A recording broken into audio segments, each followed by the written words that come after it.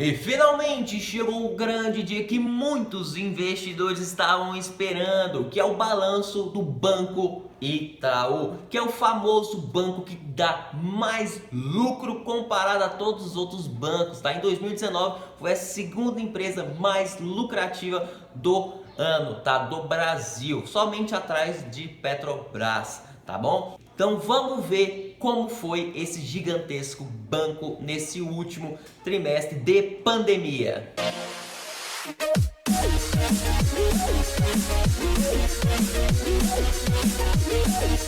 É lógico que antes da gente começar a aprofundar nessa análise, eu gostaria de pedir para vocês o seu like, sua inscrição e ativar o sininho para você não perder nenhuma das análises que a gente está trazendo nesse canal, tá? E se você quer essas análises com antecedência e uma vasta gama de opções diferentes, a gente está trazendo muita análise dos balanços lá no Instagram, no Telegram e no grupo do WhatsApp, tá? Tudo tá na descrição, só você apertar lá o link e siga a gente em tudo, beleza? A primeira coisa que o banco deixou muito evidente no seu relatório foi a primeira coisa que você bate o olho assim, é a sua evolução no meio digital, tá? É lógico que isso está se dando porque os bancos digitais estão crescendo cada vez mais e os bancos tradicionais estão sentindo uma concorrência meio que desigual, tá? Porque tem muito cliente de banco tradicional que está indo para os bancos digitais devido à facilidade,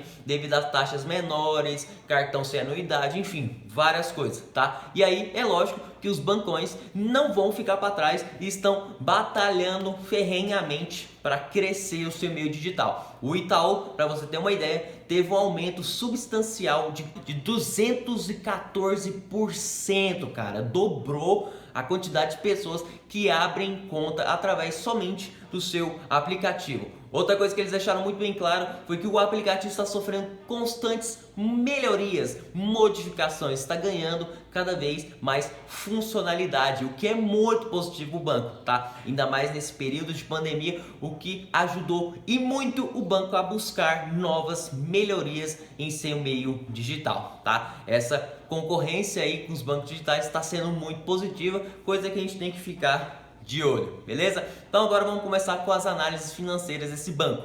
O lucro líquido foi, como sempre, assustador, né? Esse banco consegue gerar muito dinheiro. Em 3 meses, o banco conseguiu um lucro líquido de 4,2 bilhões de reais, mas isso representa uma queda de 40,2% em relação ao ano passado e em relação ao primeiro trimestre teve um aumento de 7,5%, tá? Esse aumento comparado ao primeiro trimestre foi que no primeiro trimestre eles usaram uma parte do lucro líquido para poder fazer uma provisão, tá? E essa provisão foi bem gordinha, uma das maiores entre os bancos, tá? Porque eles estão com medo da inadimplência que vai ser fortemente impactada pelo coronavírus, pela crise que está se instalando no meio econômico do mundo inteiro, beleza? E já falando de inadimplência, o banco conseguiu diminuir a sua porcentagem, tá? Foi para 2,7%, uma diminuição de 0,4%, tá? Em relação ao primeiro trimestre e 0,2% em relação ao ano passado. Uma diminuição bem leve, tá? Mas como eu disse nos outros bancos que a gente fez análise nesse canal, é que essa inadimplência a gente não pode ficar tão otimista assim. Todos os bancos ofereceram uma carência para os seus clientes e o Banco Itaú não ficou de fora, tá? Ele ofereceu uns 60 dias de carência logo no início da pandemia e depois criou um programa para colocar uma carência ainda maior, tá bom? Talvez os reais impactos dessa inadimplência vão ser diminuídos devido a essa carência, mas se não for, vai sair no terceiro trimestre desse ano. Então vamos ficar de olho aí e sem muita expectativa, tranquilo?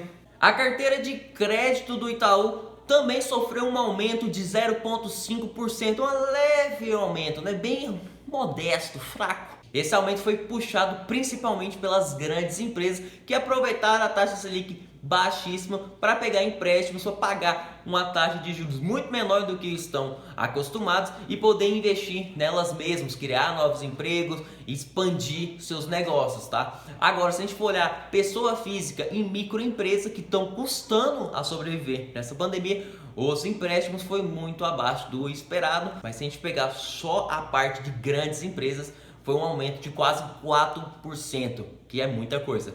E uma coisa que eu achei muito interessante de se comentar aqui com vocês é que a receita com cartão de crédito teve uma diminuição muito robusta. Para vocês terem ideia, mesmo tendo uma diminuição robusta, 16,9% comparado ao primeiro trimestre e comparado ao ano passado foi de 21,3% a menos do que o normal, o banco conseguiu uma receita de 2,5 bilhões, cara. Olha isso, mesmo com uma diminuição grande, o banco ainda consegue 2,5 bilhões. Pra você ter ideia que esse banco consegue sim acumular muita riqueza. O banco ainda mantém suspenso as projeções para esse ano.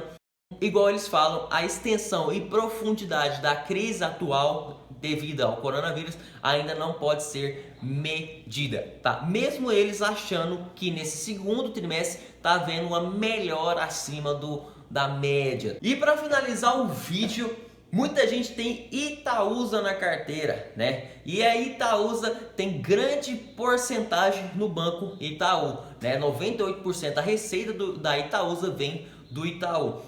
A Itaúsa ainda não soltou seu balanço, mas a gente já pode planejar como será. Vai ser muito parecido com o Itaú ou um pouquinho pior que o Itaú. Se você gostou desse vídeo, não esqueça de deixar seu like, compartilhar com seus amigos, se inscrever nesse canal e ativar o sininho, porque quando tiver uma análise você vai ser notificado em primeira mão, beleza? Um grande abraço para todo mundo aí, bons investimentos, falou e até a próxima.